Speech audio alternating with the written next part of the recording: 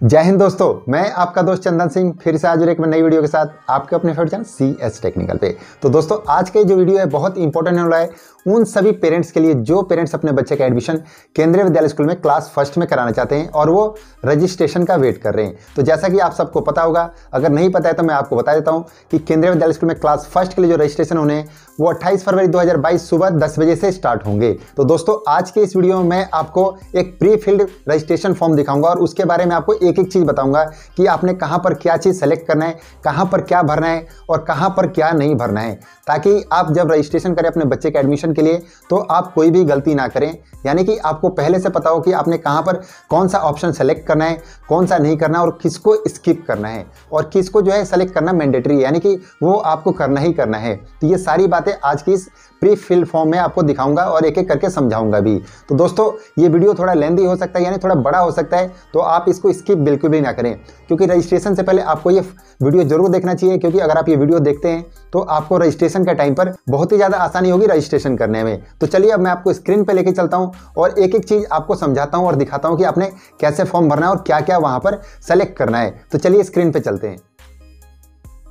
तो दोस्तों जब आप केंद्रीय विद्यालय संगठन के ऑनलाइन पोर्टल पर लॉगिन करेंगे तो वहां पर आपको 5 स्टेप में आपने अपने बच्चे का रजिस्ट्रेशन पूरा करना होता है। यहाँ पर देखिए ऊपर सबसे लिखा हुआ है, ये आप देख सकते हैं। यहाँ पर पहला जो है बेसिक इन्फॉर्मेशन, दूसरा है पेरेंट्स डिटेल, तीसरा है चॉइस ऑफ स्कूल, चौथा है अपलोड डॉक्यूमेंट्स एंड पांचवा और आखिरी जो है डिक्लेरेशन एंड सबमिट। तो आपने इन 5 स्टेप्स में जो है अपने बच्चे का रजिस्ट्रेशन पूरा करना है। तो आपको जो यहाँ पर दिख रहा होगा पहला नाम यानी फर्स्ट नेम दिख रहा होगा आपको यहाँ पर, तो ये जो first name, middle name, last name and surname और जो डेट ऑफ बर्थ है, ये जब आप रजिस्ट्रेशन के लिए जब आप रजिस्टर करेंगे अपने केंद्रीय विद्यालय संगठन ऑनलाइन पोर्टल पर, तो वहां पर आपने ये सारा भरना होता है। जब आप वहां पर सारी डिटेल्स भर देंगे तो वहां पर आपको एक लॉगिन आईडी मिलेगा। जब आप लॉगिन करेंगे तब यहाँ पर आपके पास कुछ इस तरह से ऑप्शन खुलकर आएगा। तो दोस्तों जब आप यहाँ पर खोलेंगे तो यहाँ पर जो first name, Madhya name and last name जो है ये सब आपका क्या है कि ऑटो फिल हो जाएगा, यानी प्री फिल्ड हो जाएगा जब वहां पर रजिस्टर करेंगे। उसके बाद आपको यहाँ पर ये दिख रहा होगा कि वेदर चाइल्ड और grandchild of KVS employ, ये सब आपको उसी टाइम पे रजिस्टर के टाइम पे ही आपने भरना होता है। उसके बाद डेफिनेटली एबल्ड वाला भी आपको रजिस्टर के टाइम पर ही भरना होता है। उसके बाद जो रजिस्ट्रेशन का आगे का प्रोसेस स्टार्ट होता है वो होता है यहाँ से, यानी जेंडर से। ये आपको दिख रहा होगा यहाँ पर, ये यहाँ से स्टार्ट होता है कि आपने सबसे पहले अपने बच्चे का जेंडर सेलेक्ट करना है यहाँ पे, यानी कि आपका अगर लड़की है तो आपने लड़की यानी गर्ल करना है, फीमेल करना है। उसके बाद अगर लड़का है तो आपने यहाँ पर मेल करना है। तो जब आप इसमें आएंगे देखिए दूसरा ऑप्शन, मान लीजिए कि यहाँ पर एग्जांपल के लिए फीमेल आपने यहाँ पर सेलेक्ट कर लिया। आप यहाँ देख सकते हैं कि फीमेल सेलेक्ट किया। तो जब फीमेल सेलेक्ट करेंगे तो यहाँ पर एक ऑप्शन खुलकर आएगा, अगर इकलौती कन्या संतान SGC श्रेणी के आवेदन करना चाहते हैं, whether applying in single girl child category, तो आपने यहाँ पर हाँ या ना में सेलेक्ट करना है, यानी यस और नो करना है। तो दोस्तों अगर आप यहाँ पर यस करेंगे, यानी कि आपकी अगर सिंगल गर्ल चाइल्ड है और आप यहाँ पर यस करते हैं, तो यहाँ पर एक और ऑप्शन खुल के आ जाएगा आपके पास कि आपकी सिंगल गर्ल चाइल्ड है या ट्विंस है या ट्रिपलेट है। तो अगर आपकी इसमें से कोई भी है तो आप उसको सेलेक्ट कर सकते हैं। उसके बाद अगर आपका लड़का है तो आपने यहाँ पर मेल सेलेक्ट करना है, यानी अपने जेंडर में जो है मेल सेलेक्ट करना है। तो दोस्तों ये तीनों चीजें क्लियर हो गई कि आपने सबसे पहले क्या है कि अपने बच्चे का जेंडर सेलेक्ट करना है। अगर लड़की है यानी फीमेल है तो आपने वहां पर सिंगल गर्ल चाइल्ड, ट्विंस या ट्रिपलेट है तो आपने वहां पर टिक करना है। और अगर मेल है तो आपने यहाँ पर सिर्फ मेल सेलेक्ट कर देना है, ये एरिया में आपने मेल सेलेक्ट कर देना है। उसके बाद जो अगला ऑप्शन आता है ये है फैमिली इनकम ग्रुप। आप यहाँ पे देख सकते हैं लिखा हुआ है फैमिली इनकम ग्रुप, यानी कि अगर आप कम आय वर्ग के अंतर्गत नहीं आते हैं, do not belong to low income group, तो आपने इसके ऊपर क्लिक करना है। अगर आप आर्थिक रूप से कमजोर यानी EWS इकोनॉमिकल वीकर सेक्शन में आते हैं तो आपने इस वाले के ऊपर क्लिक करना है। दोस्तों जब आप इसके ऊपर क्लिक करेंगे तो आपसे यहाँ पर मांगा जाएगा EWS BPL प्रमाण पत्र सर्टिफिकेट का नंबर मांगा जाएगा आपसे, वो आपने यहाँ पर भरना है। और उसके साथ साथ देखिए यहाँ पे लिखा है EWS BPL प्रमाण पत्र जारी करने की तारीख, यानी किस दिन आपको वो इशू किया गया है उसका डेट आपने यहाँ पर भरना है। उसके बाद देखिए यहाँ पे लिखा हुआ है EWS या BPL certificate issuing by authority, यानी कि EWS सर्टिफिकेट या आपका जो BPL सर्टिफिकेट है जिस अथॉरिटी के द्वारा इशू किया गया है उसका आपने यहाँ पर डिटेल भरना है। दोस्तों इसके साथ साथ मैं एक और आपको बात बता देता हूँ कि यहाँ पर जो तीसरा ऑप्शन आपको ये दिख रहा होगा, ये यहाँ पे दिख रहा है गरीबी रेखा से नीचे यानी BPL, below poverty line BPL। अगर आपके पास BPL सर्टिफिकेट है तो आपने सेम यहाँ पर सेलेक्ट करना है और जब आप यहाँ सेलेक्ट करेंगे तो उसके बाद सेम आपने यहाँ पर सारी डिटेल्स भरनी है, यानी कि आपने अपने बीपीएल सर्टिफिकेट का नंबर भरना है। उसके बाद यहाँ पे आपने बीपीएल जिस दिन आपको सर्टिफिकेट इशू किया गया उसका डेट भरना है। उसके बाद आपने यहाँ पर इशूइंग अथॉरिटी जो है उसका यहाँ पर डिटेल भरना है। उसके बाद आपको यहाँ पे आगे दिख रहा होगा जाति, वर्ग, कास्ट, कैटेगरी।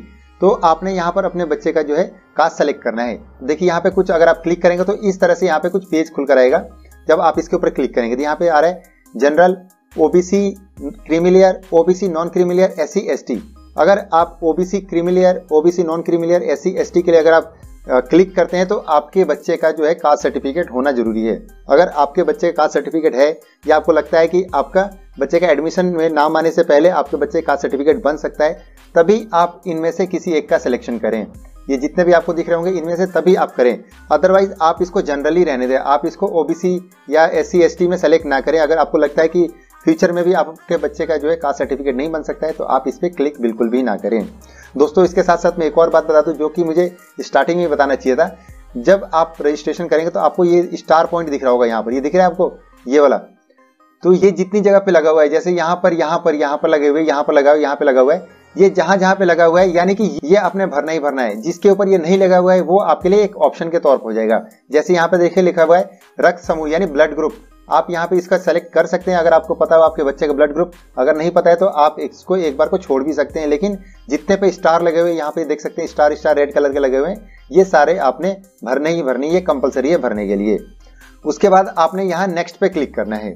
जब नेक्स्ट पे क्लिक करेंगे तो कुछ इस तरह से अगला पेरेंट्स डिटेल खुलकर आ गया है। उसके बाद देखिए यहाँ पे नीचे लिखा हुआ है, आप ये पढ़ सकते हैं, title, full name, nationality, country of residence, state of residence, city, residential address are mandatory for at least one parent. तो आपने यहाँ पर क्या है कि देखिए यहाँ पे लिखा है मदर्स के डिटेल्स, यहाँ पे आप देख रहे हैं लिखा हुआ है मदर्स डिटेल इफ एप्लीकेबल। तो आपने यहाँ पे टाइटल जो है मदर का यानी शीर्षक यहाँ पे मिसेज आ जाएगा। उसके बाद यहाँ पे मदर का पूरा नाम आ जाएगा यानी फुल नेम आ जाएगा इस जगह पर। उसके बाद यहाँ पर उनकी नेशनलिटी आ जाएगी। उसके बाद देखिए यहाँ पे एक नीचे वर्ड लिखा हुआ है, आप इसको पढ़ सकते हैं।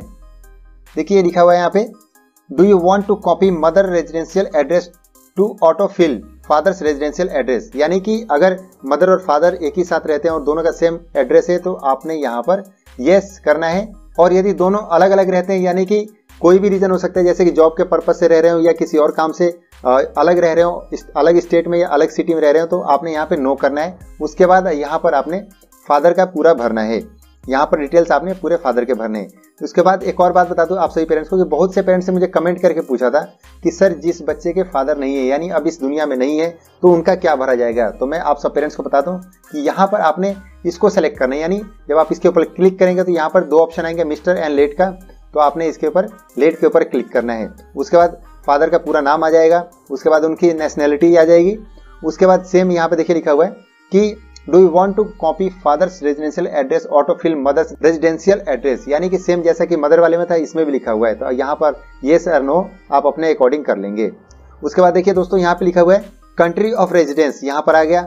उसी तरह से यहाँ फादर का आ गया। ये सारा डिटेल्स आपने अपने अकॉर्डिंग भर देना है जो आपके एड्रेस प्रूफ में लिखा होगा। उसके बाद देखिए यहाँ पे स्टेट का नाम आ गया, यानी मदर कौन से स्टेट में रहती है। उसी तरह से यहाँ पे फादर का आ गया। अगर दोनों अलग अलग रहते हैं तो यहाँ पे आपने उसी स्टेट का नाम भर देना है। उसके बाद जो अगला स्टेप आएगा दोस्तों मैं आपको बताता हूँ कि आपको यहाँ पे दिख रहा होगा शहर का नाम आ रहा है। उसके बाद घर का एड्रेस आ रहा है, यहाँ पे देख सकते हैं पिन कोड आ रहा है। उसके बाद घर का टेलीफोन नंबर आ रहा है, लैंडलाइन नंबर अगर है तो सेम एज इट इज यहाँ पे फादर का आपने भरना है। जो भी बच्चे के फादर है उनका यहाँ पर पूरा एड्रेस आएगा। उसके बाद जो अगला ऑप्शन है यहाँ पे लिखा हुआ है देखिए, please fill the below information if mother was working, यानी कि अगर जो लड़के की माँ है अगर किसी फील्ड में वर्क करती है तो उनका यहाँ पर डिटेल भरना है, यानी उनका ऑक्यूपेशन आएगा यहाँ पर। उसके बाद यहाँ पर उनका ऑर्गेनाइजेशन का नाम आएगा, सेम एज इट इज यहाँ फादर का भी आएगा ऑक्यूपेशन। तो इस तरह से आपने यहाँ पे भरना है। अगर कोई वर्क नहीं करती है यानी किसी ऑर्गेनाइजेशन में अगर जॉब नहीं करती है तो आपने यहाँ पे हाउस वाइफ कर देना है। और सेम यहाँ पर भी ऑर्गेनाइजेशन में भी हाउस वाइफ कर देना है। और सेम यहाँ पर फादर का जो भी डिटेल्स होंगी आपने भर देना है उनकी जॉब को लेकर के, जो भी काम करते होंगे उनको यहाँ पर आपने भर देना है।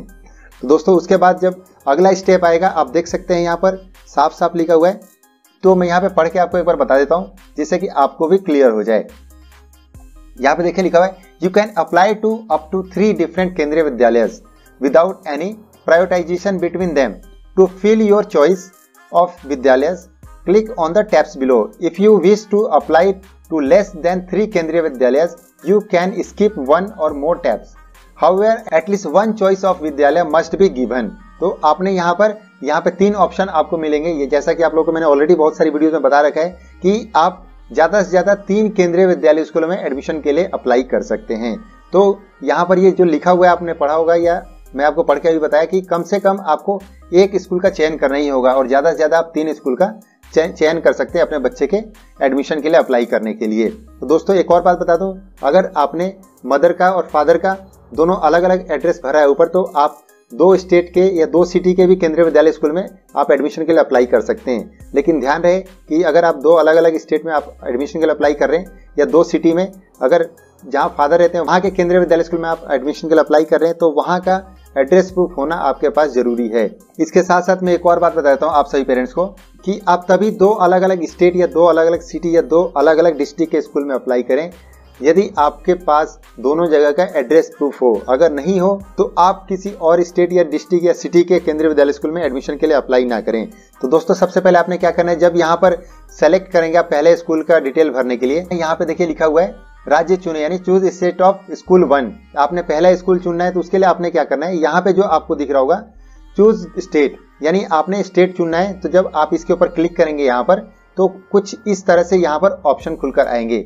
यहाँ पर जितने भी यहाँ पर स्टेट हैं उन सबके नाम आ जाएंगे। इंडिया के जितने भी स्टेट हैं यहाँ पर उन सबके नाम आ जाएंगे। जैसे यहाँ पे देखिए ऊपर लिखा हुआ है आंध्र प्रदेश, अरुणाचल प्रदेश, असम, बिहार, चंडीगढ़, छत्तीसगढ़, यहाँ पे सारे जितने भी लिखे हुए हैं सारे नाम आ जाएंगे, दिल्ली, गोवा वगैरह। तो आपने यहाँ पर सेलेक्ट करना है। जब यहाँ पर मान लीजिए आप सेलेक्ट करते हैं, एग्जाम्पल के लिए यहाँ पर राजस्थान सेलेक्ट कर लिया, देखिए यहाँ पर राजस्थान सेलेक्ट कर लिया, तो उसके बाद क्या होगा कि यहाँ पे जो आपको ये ऑप्शन दिख रहा है विद्यालय का नाम चुनिए यानी सेलेक्ट स्कूल। जब आप सेलेक्ट स्कूल के यहाँ पे जब आप क्लिक करेंगे, इस वाले पे क्लिक करेंगे तो कुछ इस तरह से सारे उस स्टेट के केंद्रीय विद्यालय के नाम खुलकर आ जाएंगे जिस स्टेट का आपने यहाँ पे सिलेक्शन किया होगा यानी आपने यहाँ पे सेलेक्ट किया होगा। जैसे यहाँ पे राजस्थान किया है तो यहाँ पे राजस्थान में जितने भी केंद्रीय विद्यालय स्कूल हैं उन सबका नाम यहाँ पे खुलकर आ जाएगा। तो आपके एरिया में जो केंद्रीय विद्यालय हो उसका आपने चयन कर लेना है। दोस्तों वीडियो थोड़ा लंबा हो सकता है तो आप इसको जरूर देखें क्योंकि रजिस्ट्रेशन के टाइम पे आपके बहुत काम आने वाला है। यहाँ पर मैं एक एक चीज आपको एक्सप्लेन करके बता रहा हूँ तो आप इसको बिल्कुल भी स्किप ना करें। ये बस मैं आपको इसलिए बता रहा हूँ ताकि आप रजिस्ट्रेशन के टाइम पे कोई गलती ना करें। तो दोस्तों जब यहाँ पर सारे स्कूल के नाम आ जाएंगे तो उसमें क्या करना है कि आपने उस स्कूल का नाम सेलेक्ट कर लेना है। एग्जाम्पल के लिए देखिए यहाँ पर आ गया, यहाँ पर सेलेक्ट कर लिया केवी नंबर 1 अलवर, यहाँ पर सेलेक्ट किया तो यहाँ पर क्या होगा कि ये ऑटो फिल हो जाएगा। जैसे ये देखिए यहाँ पर कि कौन से सेक्टर में आता है वो ऑटो फिल हो जाएगा। उसके बाद यहाँ पे कौन से रीजन में आता है ये ऑटो फिल हो जाएगा। उसके बाद देखिए यहाँ पे लिखा हुआ है लोकेशन टाइप यानी स्थान का प्रकार जो है अर्बन है तो वो ऑटोमेटिक हो जाएगा। उसके बाद देखिए यहाँ पे लिखा हुआ है sponsoring agency Rajasthan state government, तो ये सब ऑटो फिल हो जाएगा। ये सब आपने नहीं भरना है, आपने बस क्या करना है कि स्टेट का नाम सेलेक्ट करना है। उसके बाद आपने यहाँ पर अपना केवी का नाम सेलेक्ट करना है जिस स्कूल में आप अपने बच्चे के एडमिशन के लिए अप्लाई करना चाहते हैं। तो इस तरह से आपने यहाँ पर स्कूल सेलेक्ट करना है। उसके बाद जो अगला ऑप्शन आता है दोस्तों देखिए यहाँ पे लिखा हुआ है, ये देख सकते हैं distance of school from residence in kilometres. तो ये खास तौर पे उन पेरेंट्स के लिए जो आरटी कोटा के थ्रू अपने बच्चे के एडमिशन के लिए अप्लाई कर रहे हैं तो उनके लिए बहुत ही इंपॉर्टेंट हो जाता है यहाँ पर कि आपका स्कूल जो है केंद्रीय विद्यालय जो जिस स्कूल में आप एडमिशन के लिए अप्लाई कर रहे हैं वो 5 किलोमीटर के अंदर में ही आना चाहिए। देखिए यहाँ पे लिखा हुआ है 5 किलोमीटर से कम या बराबर, लेस देन और इक्वल टू 5 किलोमीटर। और दूसरा इसके साथ साथ एक और बात बता दूं कि जब यहाँ पर आप सेलेक्ट करेंगे तो कुछ इस तरह से आप सेलेक्ट करेंगे और जब 5 किलोमीटर से अधिक ये यानी कि 5 किलोमीटर से अधिक उन्हीं का हो सकता है जो आरटी कोटा के थ्रू अपने बच्चे के एडमिशन के लिए अप्लाई नहीं कर रहे हैं तो उनका 5 किलोमीटर से अधिक भी चल जाएगा यानी मोर देन 5 किलोमीटर भी चल जाएगा। तो दोस्तों जब आप ये वाला ऑप्शन सेलेक्ट करेंगे लेस देन और इक्वल टू 5 किलोमीटर तो यहाँ पर एक ऑप्शन खुलकर आएगा। यहाँ पे देखिए ये आपको इस तरह से नोटिस लिखा हुआ है यहाँ पर आएगा, you are eligible for admission under RT in this school as per KVS admission guideline, यानी कि केवीएस प्रवेश दिशा निर्देशों के अनुसार आप इस विद्यालय में आरटी के तहत प्रवेश के लिए पात्र है। यानी कि आपने 5 किलोमीटर से कम जो है डिस्टेंस के लिए आपने क्लिक किया है तो आप जो है आरटी कोटा के लिए एडमिशन के लिए पात्र हैं। और इसके साथ साथ जो आरटी के लिए और चीजें चाहिए अगर वो भी आपके पास है, जैसा कि आपका बीपीएल सर्टिफिकेट बना हुआ है यानी आपका एनुअल इनकम 3.5 लाख से कम है तभी आप आरटी कोटा में अप्लाई कर सकते हैं। लेकिन उसके साथ साथ ये भी जरूरी होता है कि आपका 5 किलोमीटर रेडियस के अंडर में ही आपका घर होना चाहिए।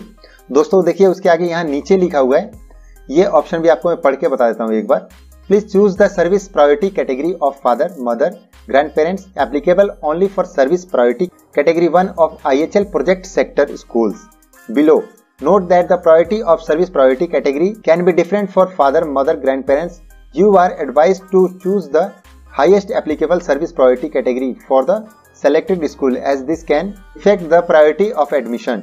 तो दोस्तों आप यहाँ पे पढ़ सकते हैं, यहाँ पे लिखा हुआ है, आप चाहें तो इस वीडियो को रोक करके यहाँ पे आप आराम से पढ़ सकते हैं, हिंदी और इंग्लिश दोनों में लिखा हुआ है। उसके बाद यहाँ देखिए नीचे लिखा हुआ है, आप इस चीज को भी पढ़ें। Do you need help in filling service priority categories based on data provide by school. अगर आपने यहाँ पे हाँ करना है तो हाँ कर सकते हैं, नहीं करना है तो आप यहाँ पे नहीं भी कर सकते हैं। अगर आपको लगता है जितने भी ऑप्शन आप खुद ही भर सकते हैं कैटेगरी को लेकर के, तो आप यहाँ पे नो कर सकते हैं, अदरवाइज आप यहाँ पे येस कर सकते हैं, जिससे कि आपको यहाँ पर हेल्प मिलेगी। तो दोस्तों मान लीजिए कि आपने यहाँ पर येस कर दिया कि आपको मदद चाहिए भरने के लिए, तो जब आप यहाँ पे येस करेंगे तो कुछ इस तरह से आपने टिक कर देना है। उसके बाद देखिए यहाँ पे ये ऑप्शन खुलकर आ जाएगा, ये देखिए यहाँ पे लिखा हुआ है, आप इसको पढ़ सकते हैं। यद्यपि आवेदन पत्र की सुविधा में श्रेणियों की परिशुद्धता एक्यूरेसी सुनिश्चित करने के लिए सभी प्रयास किए गए हैं, तथापि उनका प्रयोग किसी भी प्रकार के कानूनी प्रयोजन तथा कानूनी विवरण के रूप में नहीं किया जा सकता है। संरक्षक अभिभावक को सलाह दी जाती है कि श्रेणी की परिशुद्धता के लिए अपने कार्यालय प्रमुख से व्यावसायिक परामर्श प्राप्त करें और श्रेणी समाप्त होने पर ही ऑनलाइन प्रवेश पोर्टल पर अपना फॉर्म भरें। तो ये कुछ इस तरह से आपको यहाँ पर नोटिस देखने को मिल सकता है। तो आप चाहें तो इसको हिंदी इंग्लिश दोनों में पढ़ सकते हैं, यहाँ पे लिखा हुआ है। तो दोस्तों जब वहां पर आपने हाँ किया तो यहाँ पर कुछ इस तरह से फॉर्म आपका खुलकर आ जाएगा, यानी आपने यहाँ पर अभी अपने कैटेगरी के लिए यहाँ पर आपने चयन करना है कि आप कौन से डिपार्टमेंट में एम्प्लॉय हैं और बाकी जितना भी है। तो मान लीजिए जब आपने यहाँ पर देखिए select employer of parents and grand parents, तो आपने यहाँ पे सेलेक्ट करना है कि आप कौन से डिपार्टमेंट में हैं। जैसे यहाँ पे लिखा हुआ है देख सकते हैं, BSF, CRPF, CISF, SSB, IDP, post office जो भी है ये, इसमें से आप जो भी है आप इस पे क्लिक कर सकते हैं। सेल्फ एम्प्लॉय है तो आप यहाँ पे इस पे क्लिक करेंगे, और आप स्टेट इलेक्ट्रिसिटी बोर्ड में है तो आप इस पे क्लिक करेंगे।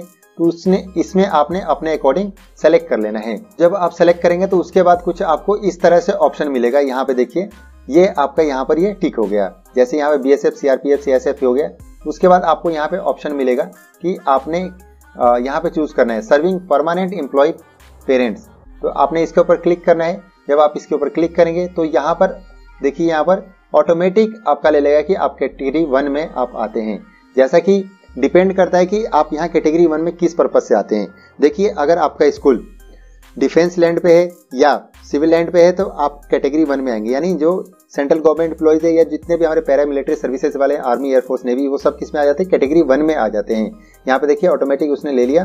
और यदि जिस केंद्रीय विद्यालय स्कूल में आप एडमिशन के लिए अप्लाई कर रहे हैं और वो प्रोजेक्ट सेक्टर में या IHL सेक्टर में आता है, तो जितने भी पैरामिलिट्री सर्विसेज वाले होते हैं या सेंट्रल गवर्नमेंट एम्प्लॉयज होते हैं या आर्मी, एयरफोर्स, नेवी वाले होते हैं, वो सभी किस में आ जाते हैं, कैटेगरी 2 में हो जाते हैं। यानी कैटेगरी 1 जो होता है वो प्रोजेक्ट सेक्टर और IHL के जो सेक्टर वाले स्कूल होते हैं उनके एम्प्लॉयज के लिए जो होता है वो रिजर्व होता है, यानी कि उनको प्रायोरिटी दी जाती है कैटेगरी 1 के थ्रू। तो दोस्तों जब यहाँ पे आप सेलेक्ट कर लेंगे तो उसके बाद देखिए यहाँ पे एक और ऑप्शन लिखा आ रहा है, यहाँ पे आप पढ़ सकते हैं। देखिए यहाँ पे लिखा हुआ है select parents and grand parents applicable only for service priority category 1 of IHL project sector school which service priority category and transfer are to be consider for admission. देखिए जैसे मैंने आपको बताया था कि जो IHL और प्रोजेक्ट सेक्टर के स्कूल है उसमें उनके एम्प्लॉयज को जो होता है यहाँ पर प्रायोरिटी दी जाती है, मैंने आपको पहले ही बताया था। तो दोस्तों मान लीजिए कि आप यहाँ पर सेल्फ एम्प्लॉय हैं, बिजनेसमैन है या कॉन्ट्रेक्चुअल वाले हैं, तो यहाँ पर क्या होगा कि आपने मान लीजिए ये सेलेक्ट कर लिया, यानी आप पैरा डिफेंस में नहीं आते हैं या आर्मी, एयरफोर्स, नेवी में नहीं आते, तो आपने ये सेलेक्ट कर लिया। जैसा कि मैंने ऑलरेडी वीडियोस बना करके बता रखा है कि यदि आप अपना खुद का काम करते हैं, बिजनेस करते हैं, या आप मजदूर वर्ग से आते हैं, तो या आप प्राइवेट सेक्टर में जॉब करते हैं, तो क्या होगा कि आप कैटेगरी 5 में आते हैं। यहाँ पर आपको नॉट एप्लीकेबल करना पड़ेगा, यानी NA करना पड़ेगा। उसके बाद देखिए यहाँ पे लिखा हुआ है सेवा प्राथमिकता श्रेणी, आप मतलब कि कौन सी श्रेणी में आएंगे। यदि आप सेल्फ एम्प्लॉय हैं, बिजनेस वाले हैं, या आप मजदूर वर्ग से हैं, या प्राइवेट सेक्टर में जॉब करते हैं, तो आप कैटेगरी 5 में आएंगे। जैसे कि मैंने ऑलरेडी वीडियोस बना करके बता रखा है कि डिफेंस और सिविल सेक्टर में यदि केंद्रीय विद्यालय स्कूल है और आप स्कूल में एडमिशन के लिए अप्लाई कर रहे हैं तो आप कैटेगरी 5 में आएंगे। यदि आप सेल्फ एम्प्लॉय हैं या बिजनेसमैन है तो, और यदि IHL या प्रोजेक्ट सेक्टर में केंद्रीय विद्यालय स्कूल है तो आप कैटेगरी 6 में आएंगे। दोस्तों इसके बाद देखिए यहाँ पे नीचे लिखा हुआ है, ये देख सकते हैं select parents and grand parents applicable only for service priority category 1 of IHL project sector school उस service priority category and transfer are to be consider for admission. दोस्तों ये जो आपको जगह दिख रही है यहाँ पर आपको चूज करने का ऑप्शन आएगा। तो यदि आप मदर, फादर, ग्रैंड पेरेंट्स या कोई अगर IHL या इसमें प्रोजेक्ट सेक्टर में एम्प्लॉय नहीं है तो आपने यहाँ पे क्या कर देना है, नॉट एप्लीकेबल पे क्लिक कर देना है। तो जब आप नॉट एप्लीकेबल पे क्लिक करेंगे तो कुछ इस तरह से हो जाएगा, ये दिखेगा आपको। ठीक है दोस्तों, उसके बाद जो अगला ऑप्शन आता है डॉक्यूमेंट्स अपलोड करने का, यहाँ पर देखिए साफ साफ लिखा है, मैं आपको बता देता हूँ एक बार पढ़ के भी ताकि आपको समझने में आसानी हो। केवल PDF और JPG फाइल ही मान्य है। बच्चों की फोटो JPG फाइल में ही होनी चाहिए। Only PDF and JPG file are allowed. Photo of the child should be an image file JPG। उसके बाद देखिए अगला ऑप्शन लिखा है फाइल की अधिकतम साइज जो है 256 KB होनी चाहिए। Maximum size of file should be 256 KB।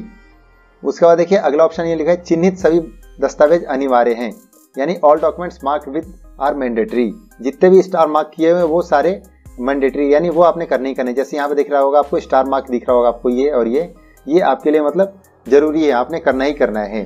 तो दोस्तों आपको क्या करना है कि यहाँ पे देखिए साफ साफ लिखा हुआ है, यहाँ पे पढ़ सकते हैं बच्चे की जन्म तिथि का प्रमाण यानी proof of date of birth of the child, यानी आपके बच्चे का जो बर्थ सर्टिफिकेट है उसको आपने PDF में या JPG में पहले कन्वर्ट करना है, फिर उसको आपने कंप्रेस करके 256 KB में लाना है। यानी 256 KB से अगर ज्यादा होगा तो ये यहाँ पर आपका अपलोड नहीं होगा। यहाँ देखिए लिखा है please upload PDF and JPG file only maximum size of the files should be 256 KB, यानी 256 KB से ज्यादा बड़ा नहीं होना चाहिए। अगर बड़ा होगा तो यहाँ पर अपलोड का ऑप्शन नहीं आएगा। तो मैं आप सब पेरेंट्स से बोलना चाहता हूँ कि आपके पास अभी भी टाइम है, अभी रजिस्ट्रेशन स्टार्ट होने में, तो आप पहले से ही अपने बच्चे का बर्थ सर्टिफिकेट और पासपोर्ट साइज जो फोटो है उसको टाइम से आप PDF में या JPG में आप कन्वर्ट करके रख लें, ताकि उस टाइम आपको इसको ढूंढना ना पड़े, और उसको आप एक अलग से फोल्डर बना के आप उसको रख लें, ताकि जब आपको यहाँ से ब्राउज करना पड़े तो आप उसको इजिली ब्राउज कर सकें। यहाँ पे देखिए अगला लिखा हुआ है बच्चे का पासपोर्ट साइज फोटो, यानी passport size photo of the child, यानी आपके बच्चे का जो फोटो होगा वो आपने JPG फॉर्मेट में ही करना है, PDF में नहीं होगा। इस बात का ध्यान रखें। Please upload image JPG file only. Maximum size of the file should be 256 KB। 256 KB से बड़ा नहीं होना चाहिए दोस्तों। उसके बाद देखिए यहाँ पे एक नोट लिखा हुआ है, मैं आपको पढ़ के दिखा देता हूँ। ये देखिए यहाँ पे नोट लिखा हुआ है, यदि विद्यालय द्वारा प्रवेश की पेशकश की जाती है तब प्रवेश के समय निम्नलिखित दस्तावेज विद्यालय के समक्ष प्रस्तुत करने होंगे।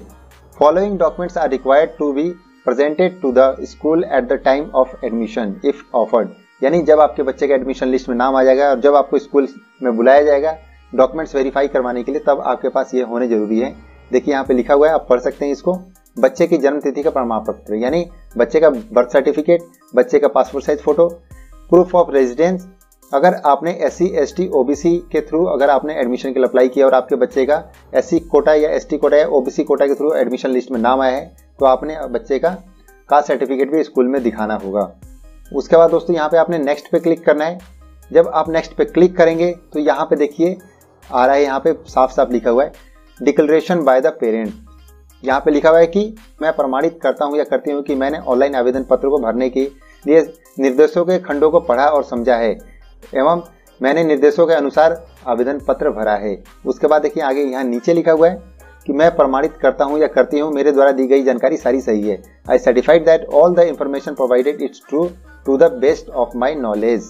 इस तरह से यहाँ पे सारे इंस्ट्रक्शंस लिखे हुए हैं। उसके बाद जब आप ये सारे इंस्ट्रक्शंस पढ़ लेंगे तब भी आपके पास एक टाइम होगा कि अगर आपको कुछ लगता है कि चेंज करना है तो आप यहाँ पे क्लिक करके चेंज कर सकते हैं। यानी प्रीवियस पेज पर जा करके अगर आपको कोई डिटेल या कोई नाम या कुछ डेट वगैरह चेंज करनी है तो आप यहाँ से क्लिक करके वहाँ पे जाके चेंज कर सकते हैं। अगर आपको लगता है कि सब सही भर दिया आपने तो आपने इसके ऊपर क्लिक करना है। जब आप इसके ऊपर क्लिक करेंगे तो कुछ इस तरह से यहाँ पर खुल कर आएगा।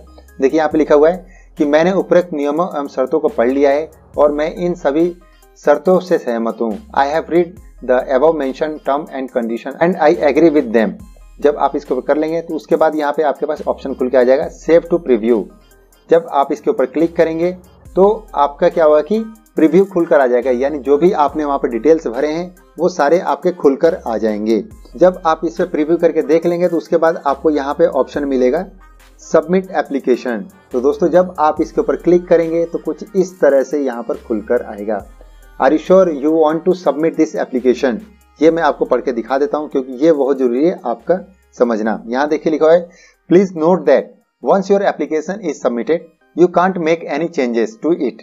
If you want to edit some information please do not submit the form now. Instead go back to the appropriate section of the form. Using the back button and edit the required information before submitting. यानी कि आपने, अगर आपको अभी भी लगता है कुछ आपने गलत भरा है या आपको कुछ चेंजेस करना है तो आप यहाँ पे चेंज कर सकते हैं, क्योंकि अगर आपने एक बार यहाँ पे सबमिट कर दिया तो उसके बाद आप कोई भी चेंजेस नहीं कर पाएंगे। तो आपको अगर लगता है कि आपने सब कुछ सही भरा है तो आपने येस सबमिट पे क्लिक करना है। अगर आपको लगता है कुछ चेंजेस करने हैं तो आपने यहाँ पे कैंसिल पे क्लिक करना है। तो मान लीजिए आपने यहाँ पे सब कुछ सही भरा हुआ तो आपने यहाँ पे सबमिट पे क्लिक किया। जब आप सबमिट पे क्लिक करेंगे तो कुछ इस तरह से खुल कर आएगा दोस्तों।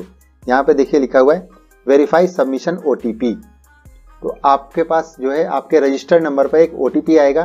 जब आपने रजिस्टर किया होगा तो जब आपने वहाँ पे फ़ोन नंबर दिया होगा और मेल ID दिया होगा तो उस नंबर पे आपके यहाँ पर एग्जाम्पल के देखिए यहाँ पे मोबाइल नंबर के शुरू के 4 अक्षर दिखते हैं, शुरू के 2 अक्षर और लास्ट के 2 अक्षर दिखते हैं। यहाँ मैंने हाइड किया हुआ है। तो आपके इस नंबर पे OTP आएगा जो कि 15 मिनट के लिए वैलिड होगा। यहाँ देखिए लिखा हुआ है a one time password has been send to your mobile number इतना। This OTP is valid for 15 minutes. Please enter the OTP below the submit your application. यानी आपने यहाँ पर OTP मेंशन करना है जो आपके मोबाइल नंबर पे आया होगा। और जब आप यहाँ पे OTP को डाल देंगे उसके बाद आप यहाँ पे वेरीफाई OTP पे क्लिक करेंगे तो आपका क्या होगा कि एप्लीकेशन सक्सेसफुली सबमिट हो जाएगा। यहाँ पे देखिए लिखा हुआ है कि योर एप्लीकेशन सबमिटेड सक्सेसफुली। यानी कि यहाँ पर एक और नोट लिखा हुआ है, मैं आपको पढ़ के दिखा देता हूँ लास्ट में। यहाँ लिखा है your application has been submitted successfully, the application submission code is इतना इतना।